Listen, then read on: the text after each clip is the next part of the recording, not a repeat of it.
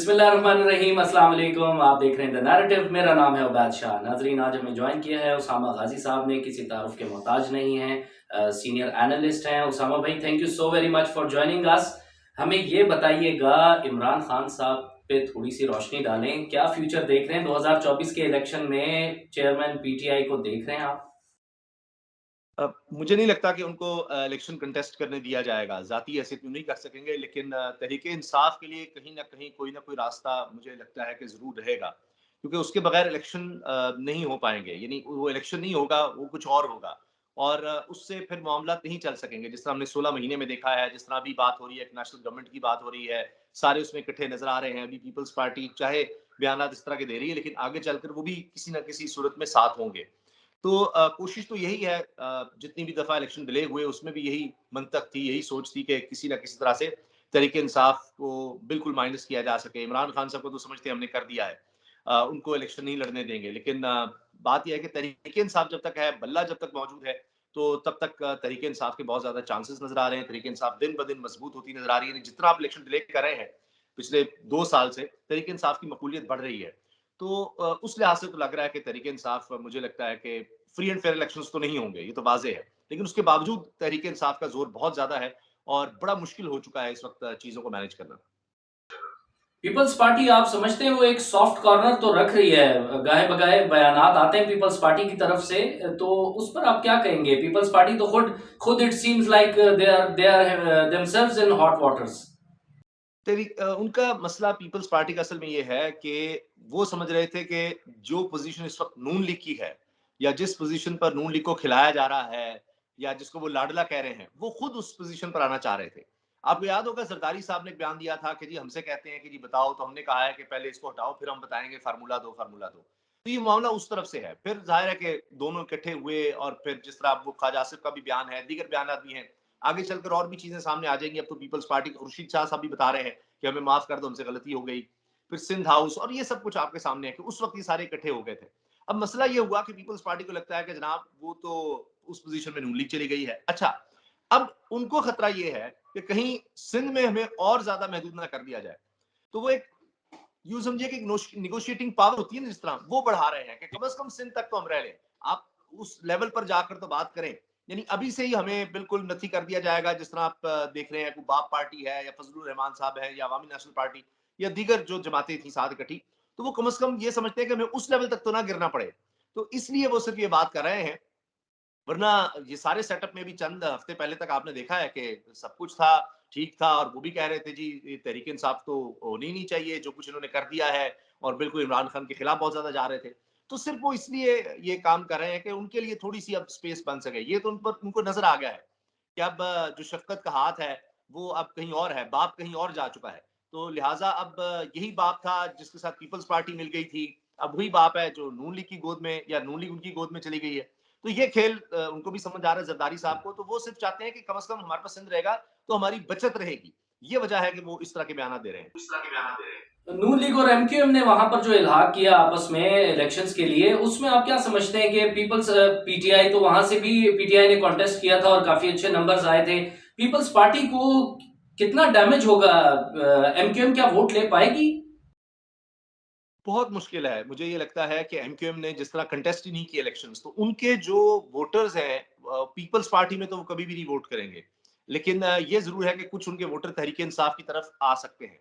अब बात यह है कि वहां थोड़े से डायनेमिक्स और ज्यादा फर्क है। अंदरून सिंध में तो बहुत ज्यादा है। वहां पर आप जानते हैं एक सिस्टम की बात की गई कि ब्यूरोक्रेसी का है, उसको कुछ चेंज किया जाए। तो पीपल्स पार्टी वहां पर जितने इलेक्टेबल्स हैं उन सबको एडजस्ट कर चुकी है। यानी जो उनके खिलाफ भी होते थे कई लोग, उनको भी इस तरह के आपको बलदियाती स्तर पर एडजस्ट कर देंगे। किसी को कोई फैमिली को के बंदे को एडजस्ट करेंगे, कहीं और करेंगे, इस तरह से सारा होगा।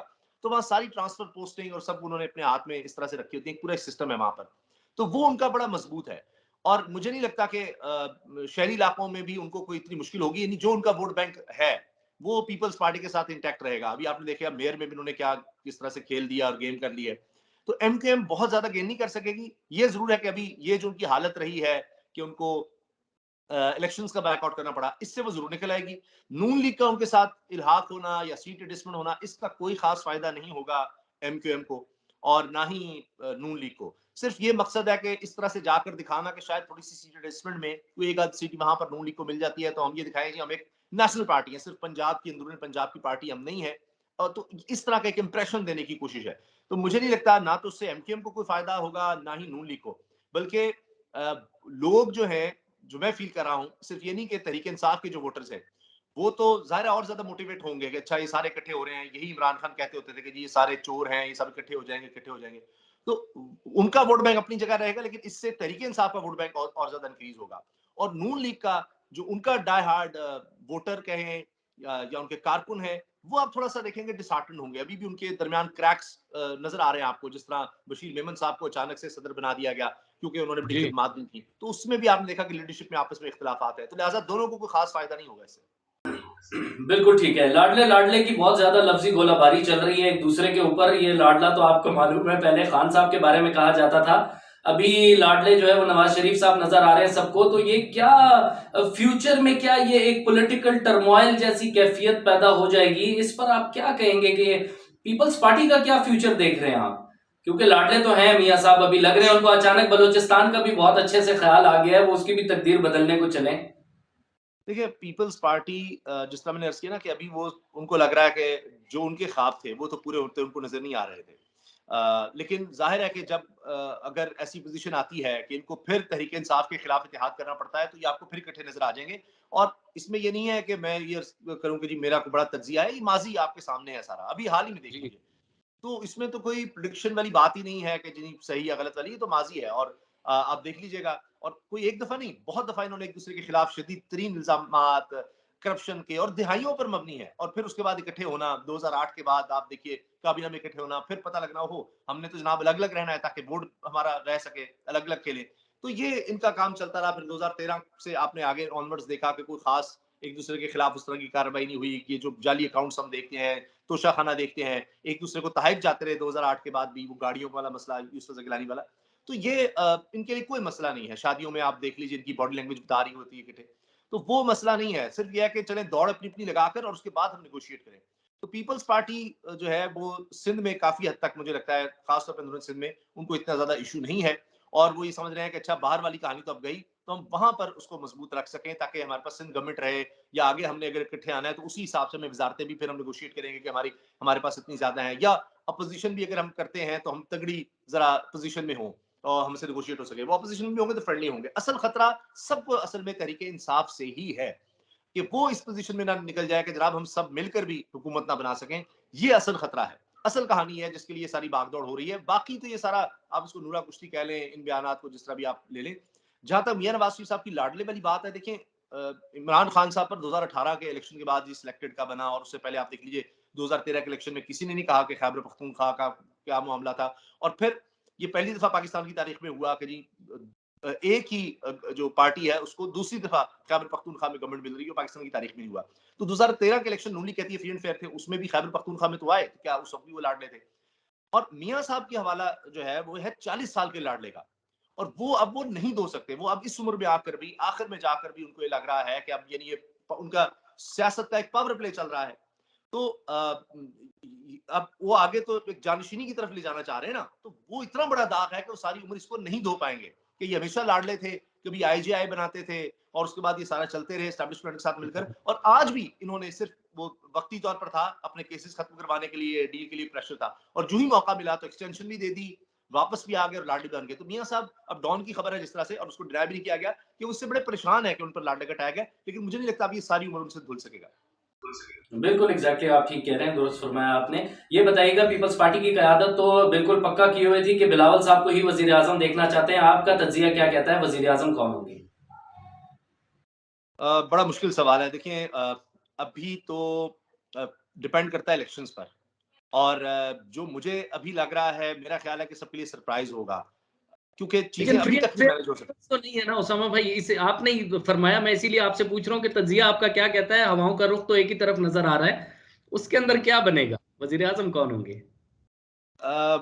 अच्छा, मेरा ख्याल है जनाब, अभी की आज की अगर मैं बात करूं, क्योंकि मुझे नहीं पता कि बल्ले का निशान फिर रहेगा या नहीं रहेगा, उसके बाद इलेक्शंस का क्या होता है। अगर बल्ला मौजूद हुआ, तहरीक इंसाफ को इलेक्शन लड़ने दिया गया, जो कि बिल्कुल किसी सूरत उनको मैंने आपको बताया कोई स्पेस नहीं मिलेगी। लेकिन अगर थोड़ी सी भी स्पेस मिली तो मुझे ये लगता है कि तहरीक इंसाफ का वज़ीर आज़म हो सकता है।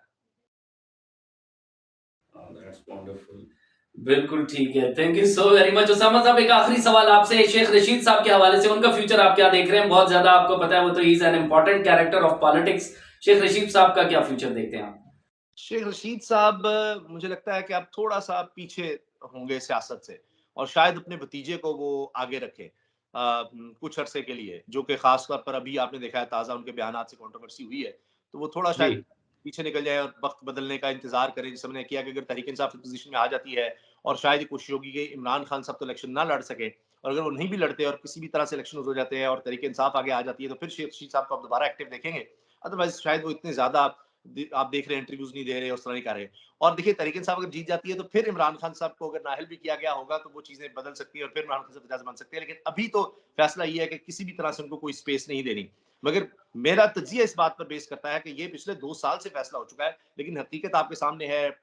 इंटरव्यूज भी हैं, प्रेस कॉन्फ्रेंसेस भी हैं, लोगों की पकड़-दकड़ भी है, गिरफ्तारियां भी हैं, सब कुछ भी है। लेकिन उसके बाद भी इमरान खान साहब के जेल जाने के बाद भी जितने इलेक्शंस हुए हैं तो तहरीक इंसाफ हमें उसमें आगे नजर आई है। तो जितना अरसा जी, गुजरता रहा है, ये मैं आपको पक्की बात बता रहा हूँ कि ये इनके प्लान्स में था कि 3 से 6 महीने लेते हैं और फिर इलेक्शन में चले जाएंगे। फिर 3 से 6 महीने इन्होंने कहा नहीं अभी हालात बड़े खराब है, फिर इलेक्शन में चले जाएंगे। फिर ये सोचा अच्छा अब इलेक्शन, फिर अभी भी फरवरी का जो मामला है वो भी ये इनके लिए बड़ा मुश्किल है कि अच्छा नहीं थोड़ा सा और वक्त मिल जाए, थोड़ा सा और वक्त मिल जाए। लेकिन ये IMF का मामला है, ये इंटरनेशनल प्रेशर का मामला है, वरना फरवरी में भी इलेक्शंस ना होते। तो जितना डिले किया जा रहा है असल में हो जा रहा है कि वो तहरीक इंसाफ उतना जोर पकड़ रही है। तो मेरे तजिए की जो बुनियाद है वो ये पीछे जो कुछ हो चुका है उसके मुताबिक है। अदरवाइज तो कोई स्पेस, फैसला ये है कि नहीं होने देना। मगर दूसरी तरफ हमें जो अवाम का जोर लग रहा है वो बिल्कुल दूसरा लग रहा है और शेख रशीद साहब को यही चीज नजर आ रही है। और वो अगर अभी पीछे हटे हुए हैं, बयान नहीं दे रहे, वो भी मजबूरी में है कि अभी सेफ खेलने के लिए। तो जो ही उनको भी स्पेस नजर आएगी तो फिर वो एक्टिव होते नजर आएंगे। बिल्कुल exactly, thank you so very much Usama Ghazi साहब हमें ज्वाइन करने के लिए। Thank you so very much once again. आप लोग का बहुत शुक्रिया वीडियो देखने के लिए। अपना बहुत सारा ख्याल रखिएगा। अल्लाह ताला पाकिस्तान का हामी और नासिर हो। बहुत शुक्रिया। अल्लाह हाफिज।